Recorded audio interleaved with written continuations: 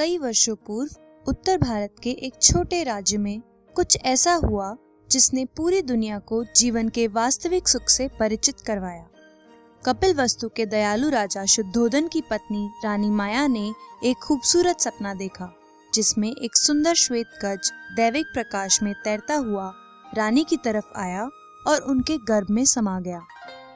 राजगुरुओं ने बताया कि इस शुभ स्वप्न का अर्थ है कि महारानी एक पुत्र को जन्म देंगी जो आगे चलकर महान बनेगा और पूरी दुनिया उसकी महानता से प्रेरणा लेगी। ये सुनकर राजा रानी अत्यंत प्रसन्न हुए, क्योंकि उन्हें राज्यभार संभालने के लिए एक युवराज की ही प्रतीक्षा थी। कुछ महीनों के बाद जब रानी माया एक बहुत ही सुंदर उद्यान लुम्बिनी से गुजरती हुई कपिलवस्तु की ओर लौट रही थी, तभी उन्हें एक अद्भुत प्रसन्नता की अनुभूति हुई और उन्होंने प्रकृति की गोद में ही अपने पुत्र को जन्म दिया और उस बालक के तेज से सारा वातावरण मंगलमय हो उठा।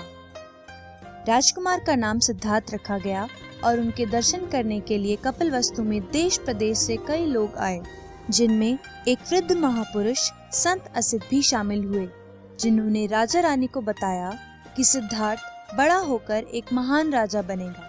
और उन्होंने ये भी बताया कि यदि उसने राजा ना बनने का निर्णय लिया तो उसका भविष्य और भी स्वर्णिम होगा। वो संसार के दुखों को देखकर वैराग्य अपनाएगा और एक शांतिपूर्ण और प्रेमपूर्ण जीवन का उदाहरण प्रस्तुत करेगा। ये सुनकर राजा शुद्धोधन ने सोचा कि मैं यही चाहूंगा कि मेरा पुत्र राज्यभार ही संभाले और एक महान राजा बने, ना कि एक वैराग्यपूर्ण जीवन बिताए। इसलिए उन्होंने सभी को ये कहलवा दिया कि राजकुमार को कभी भी जीवन के दुखों के बारे में पता नहीं चलना चाहिए और उनकी दिनचर्या मोह माया से परिपूर्ण रहनी चाहिए। सिद्धार्थ के जन्म के कुछ ही दिनों के बाद ही रानी माया का देहांत हो गया, जिसके बाद रानी गौतमी ने उनका पालन पोषण किया और भरपूर प्रेम के साथ उन्हें बड़ा किया। इसी कारण से सिद्धार्थ को गौतम के नाम से भी जाना गया। सिद्धार्थ ने गुरुकुल में भी सदा ही अपनी बुद्धिमानी का उदाहरण दिया। वे बचपन से ही एकांत प्रिय, मननशील एवं दयावान प्रवृत्ति के थे। एक बार बालक सिद्धार्थ बगीचे में बैठे थे, तभी उनके चचेरे भाई देवदत्त ने तीर से एक उड़ते हुए हंस को मार गिराया। सिद्धार्थ ये देखते ही उस हंस की ओर भागे, जो घाव के बावजूद भी जीवित था लेकिन तड़प रहा था। उन्होंने हंस की चोट पर मरहम लगाया और उसे प्यार से पुचकारते हुए शांत किया। देवदत्त ने आकर ये देखा तो वह क्रोधित हो उठा और कहने लगा कि ये हंस तो मेरा है। लेकिन सिद्धार्थ ने ऐसी अवस्था में देवदत्त को हंस सौंपने से मना कर दिया। अंततः वे दोनों राजसभा में गए और महाराज से ये प्रश्न किया कि ये हंस आखिर है किसका। राजा ने जब राजगुरुओं से ये पूछा तो उन्होंने यही कहा कि रक्षक भक्षक से बड़ा होता है, अर्थात बचाने वाले का हक मारने वाले से हमेशा अधिक होता है। राजकुमार की यही संवेदनशीलता देखकर राजा को डर भी लगता था कि कहीं सचमुच ऋषि असित के कथनानुसार वह राजमहल छोड़कर वैरागी ना बन जाए। इसलिए 16 वर्ष की आयु में ही गढ़ राज्य की राजकुमारी यशोधरा के साथ उनका विवाह करवा दिया गया। विवाह के कुछ वर्ष बाद उन्हें एक पुत्र की प्राप्ति भी हुई, जिसका नाम राहुल रखा गया। समस्त राज्य में जहाँ पुत्र जन्म की खुशियाँ मनाई जा रही थी, राजकुमार सिद्धार्थ को इस बात की चिंता थी कि इस खुशी के अवसर पर भी उन्हें शांति प्राप्त क्यों नहीं थी। उन्होंने महाराज से विनती करी कि उन्हें नगर दर्शन की अनुमति दी जाए। राजा ने अनुमति तो दे दी, लेकिन ये भी कहलवा दिया कि राजकुमार के मार्ग में केवल प्रसन्नचित्त और स्वस्थ प्रजा ही दिखाई देनी चाहिए। किंतु होनी को कौन टाल सकता था।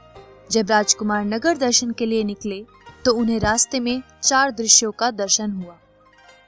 एक वृद्ध पुरुष, एक कुष्ठ रोग से पीड़ित पुरुष, एक शव जिसे दाह संस्कार के लिए ले जाया जा रहा था, और एक संत महात्मा जो शरीर से कमजोर दिख रहे थे, लेकिन उनके मुख पर एक अद्भुत शांति भाव था।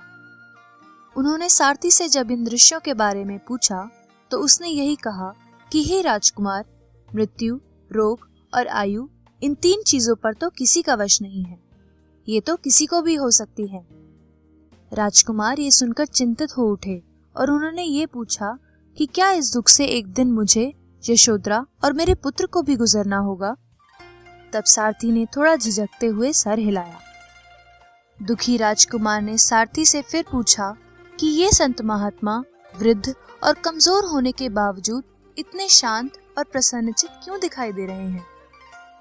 सारथी ने कहा कि ये तो उसे नहीं पता, लेकिन संत साधु जीवन के गूढ़ सत्य ढूंढने के उद्देश्य से ही तपस्या करते हैं और अपने तन मन को उसी उद्देश्य की पूर्ति के लिए समर्पित कर देते हैं। उस दिन की यात्रा ने सिद्धार्थ को वैराग्य मार्ग की तरफ मोड़ दिया और एक रात वे अपने पुत्र और पत्नी को सोता हुआ छोड़कर गृह त्याग कर जीवन ज्ञान की खोज में निकल पड़े। उन्होंने कई वनों का भ्रमण किया और संत महात्माओं से जीवन के सत्य के बारे में प्रश्न किए। वे निरंजना नदी के किनारे उर्वले नामक एक वन में भी गए, जहां उनकी भेंट 5 तपस्वियों से हुई, जिनके साथ उन्होंने कठोर तप किए। इस सब के बाद भी उन्हें अपने प्रश्नों के संतोषजनक उत्तर नहीं मिले। अंततः सिद्धार्थ गया आए और वहां एक वट वृक्ष के नीचे बैठ गए। उन्होंने प्रतिज्ञा की कि जब तक ज्ञान प्राप्त नहीं होगा वे वहां से नहीं हटेंगे।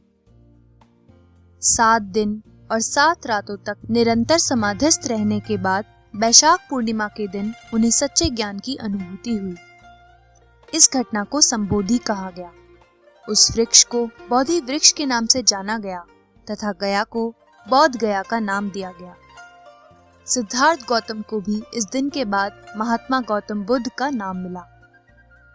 ज्ञान प्राप्ति के पश्चात उन्होंने बनारस के निकट सारनाथ में अपने पूर्व 5 सन्यासी साथियों को उपदेश दिए। महात्मा बुद्ध आजीवन नगरों में घूम घूम कर अपने विचारों को प्रसारित करते रहे। एक बार वन भ्रमण करते हुए उनकी मुलाकात अंगुलीमाल डाकू से हुई। उसने महात्मा बुद्ध को जान से मारने की धमकी देते हुए रुकने को कहा। महात्मा बुद्ध ने बड़े ही शांत भाव से कहा, मैं तो रुक जाऊंगा, तू कब रुकेगा। अंगुलीमाल बुद्ध के मुख पर बैठे शांत भाव से डर गया कि यह कैसा मानव है जिसे मृत्यु से भय ही नहीं। वह उनके पैरों में गिर गया और उनका शिष्य बनने की विनती की। बुद्ध ने सहर्ष उसे अपने शिष्य के रूप में स्वीकार कर लिया। महात्मा बुद्ध कुछ समय बाद कपिलवस्तु भी गए, जहां उनकी पत्नी, पुत्र व अनेक शाक्यवंशी भी उनके शिष्य बन गए। उनके उपदेशों का प्रचार सबसे ज्यादा सम्राट अशोक ने किया और भीमराव अंबेडकर भी बौद्ध धर्म के अनुयायी थे। 80 वर्ष की आयु में उनकी पावन आत्मा मानव शरीर को छोड़कर ब्रह्मांड में लीन हो गई। इस घटना को महापरिनिर्वाण कहा गया।